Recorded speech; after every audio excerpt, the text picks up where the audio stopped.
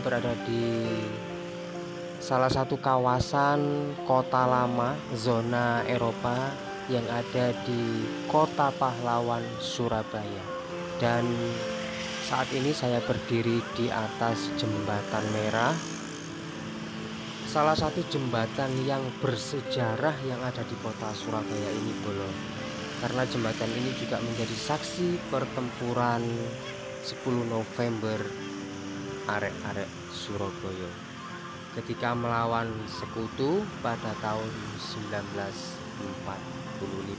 Jembatan merah ini membentang di atas Sungai Kalimas, dan jembatan ini menjadi penghubung Jalan Raja Wali dengan Jalan Kembang Jepun. Yang di depan kita itu Jalan Kembang Jepun, dulur.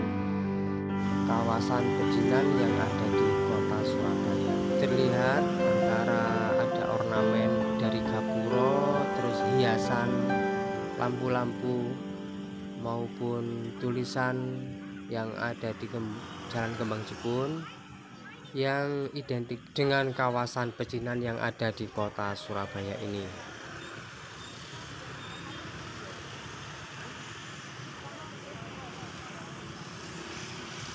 Oke, Bolo, sekarang kita lanjut jalan-jalan keliling kota lama yang ada di kota Surabaya ini. Kita mulai jalan-jalan ini dengan mengunjungi taman sejarah yang lokasinya ada di depan JMP atau Jembatan Merah Plaza, Surabaya. Ada apa saja di taman sejarah ini? Di sini juga ada petunjuk arah Museum Mudik Polrestabes Surabaya, Jembatan Merah, Open Air Museum, replika mobil Jenderal Malabi, dan di depan kita ini ada petunjuk arah untuk parkir roda 2 dan roda 4, dulur. Jadi parkir roda 2, roda 4 bisa masuk. Tempat parkirnya ada di JMP di depan Jembatan Merah Plaza.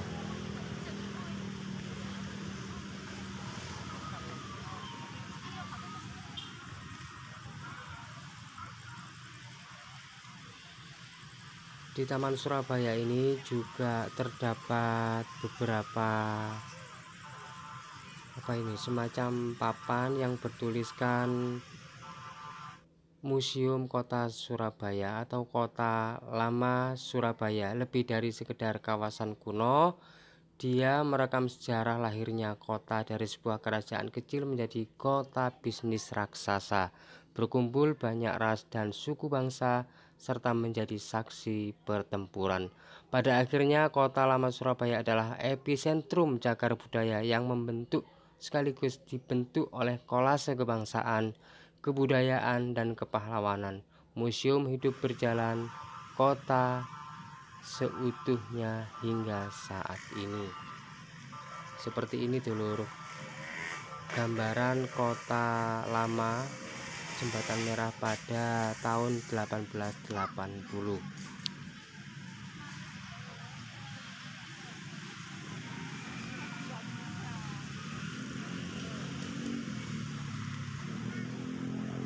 Kemudian pada tahun 1945 revolusi kemerdekaan.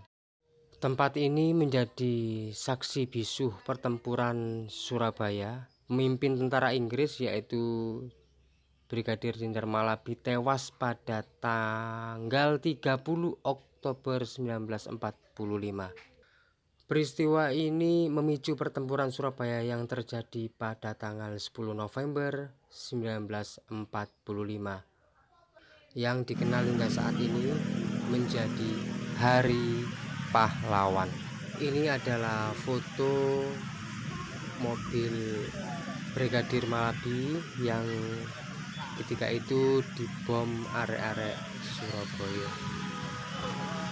Dan di sini juga ada replika, dulur. Ini bukan yang asli, replika dari mobil Brigadir Malabi. Kendaraan sedan berplat nomor SB723 ini terhenti di depan gedung Internasio yang menjadi salah satu peristiwa penting revolusi kemerdekaan Indonesia di Surabaya pada tanggal 10 November 1945. Kemudian pada abad 20 kota dan perjuangan. Awal abad ke-20 Surabaya menjadi kota paling sibuk di negeri koloni. Karena pada masa itu penduduk kota Surabaya lebih banyak dibanding dengan penduduk Batavia atau Jakarta. Seperti ini suasana Jembatan Merah Jalan Raya Kerembangan pada tahun 1890.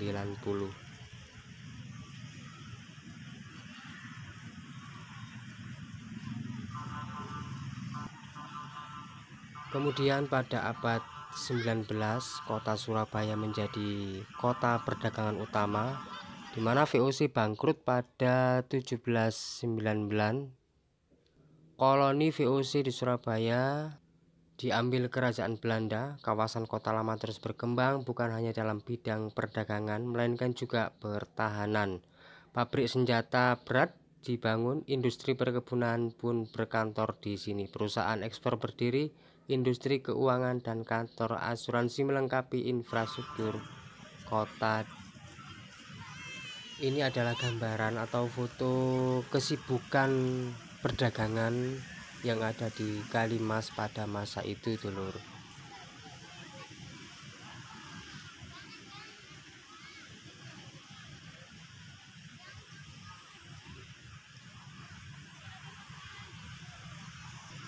Kemudian pada abad 18 Surabaya diserahkan ke VOC. Tepatnya pada tahun 1743 Raja Mataram Pakubuwono II menyerahkan Surabaya pada Gubernur Jenderal VOC Gustav Willem Baron van Imhoff. Jadi ketika teman-teman berkunjung ke kota lama atau taman sejarah ini, teman-teman juga bisa sekaligus belajar mengenai sejarah kota Surabaya atau sejarah revolusi kemerdekaan Indonesia pada tahun 1945. Dan seperti ini gambaran eksekusi Trunojoyo oleh Raja Mataram Amangkurat II pada tahun 1680. Kemudian pada abad 18 Surabaya dikuasai Mataram. Kerajaan Surabaya yang independen diserang kerajaan Mataram pada tahun 1614, akan tetapi kerajaan Mataram gagal. Perang antara Surabaya dan Mataram terjadi lagi pada 1616 dan 1620, namun lagi-lagi gagal. Saat Mataram menyerbu Surabaya pada tahun 1625, kerajaannya berhasil menaklukkan Surabaya. Di sini juga ada gambaran atau foto pasar besar, sisa infrastruktur keraton pada tahun 1878, dan di bawahnya juga ada foto Penabuh Galeman di Pendopo, Surabaya pada tahun 1878. Kemudian pada abad ke-16 Pate Bubat. Apa itu, dulur? Pate Bubat, penulis Portugis Tom Pires tahun 1511 mencatat Surabaya dipimpin penguasa yang disebut Pate Bubat. Ia penguasa yang kuat dan terhormat atas wilayah yang luas dan memperluas wilayahnya, dan seterusnya, dulur. Di sini juga ada peta di mana di sini tergambarkan lokasi Moro Kembangan, Alur Kalimas Lama, Ampel, Surabaya Pegirian, Pecinan, dan yang ada garis merah, tulisan merah itu lokasi saat ini, yaitu kota lama Surabaya, dulur. Ini adalah salah satu peta tertua yang ada di kota Surabaya sekitar tahun 1677. Kemudian pada abad 14 sejarah nama Surabaya, di mana Surabaya pertama kali disebut dalam prasasti Canggu pada tahun 1358. Dijelaskan bahwa Surabaya adalah sebuah desa di tepi sungai. Kata Surabaya berasal dari bahasa Jawa kuno yang artinya berani atau melawan bahaya. Sedangkan simbol ikan hiu dan buaya dipakai dari cerita rakyat populer yang baru muncul pada abad ke-19. Jadi buat sedulur yang belum tahu sejarah nama kota Surabaya, ketika berkunjung ke sini, selain jalan-jalan, refreshing, juga bisa belajar dulur. Ini ada tulisan huruf Jawa ya, seperti ini saya tidak mengerti sama sekali. Mungkin ini prasastinya. Kota Surabaya pertama kali muncul 7 Juli 1358 pada prasasti Canggu. Oh berarti ini prasasti Canggu dulur. Seperti ini prasastinya. Dan ini gambaran dari prasasti Canggu, ada ikan dan buaya. Di sini ada ikan hiu dan buaya ya bolo.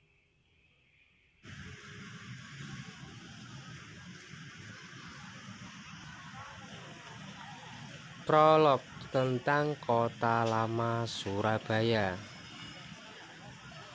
Kota Lama Surabaya, area Eropa, adalah kawasan cagar budaya yang melingkupi Jalan Kalimas Barat, Jalan Cendrawasih, Jalan Merak, Jalan Kerembangan Timur, Jalan Raja Wali, Jalan Garuda, Jalan Kalisosok, Jalan Jembatan Merah, Jalan Beranjangan, dan Jalan Veteran yang berlokasi di Surabaya Utara. Jadi itu nama jalan-jalannya dulur. Silakan dicatat ketika panjenengan semua berkunjung di sini. Jangan lupa mengunjungi jalan-jalan tersebut, di mana lokasi kota lama atau kota tua yang ada di Surabaya ini. Taman sejarah kota lama ini juga difungsikan sebagai ruang terbuka hijau, ruang bermain untuk anak. Di sini juga bisa digunakan tempat nongkrong, bersantai bersama keluarga, bersama teman, apalagi di sore hari seperti ini. Sangat rekomen buat dulur-dulur yang ingin melepas lelah atau berkumpul dengan keluarga di tempat ini dulur.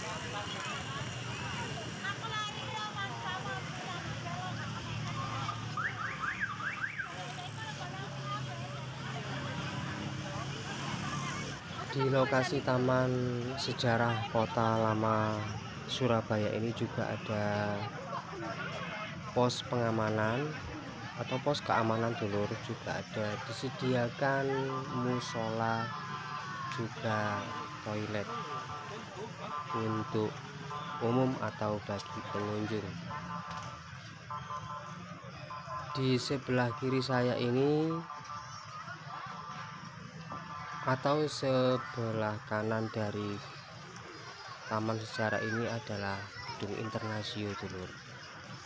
Kemudian di depan saya atau di belakang dari taman sejarah ini adalah JMP atau Jembatan Merah Plaza. Di lokasi taman sejarah ini selain juga bisa mengedukasi pengunjung, di sini juga kita bisa bersantai bersama keluarga, tempat bermain anak, dan di sini juga disediakan tempat olahraga yaitu lapangan basket seperti ini dulur.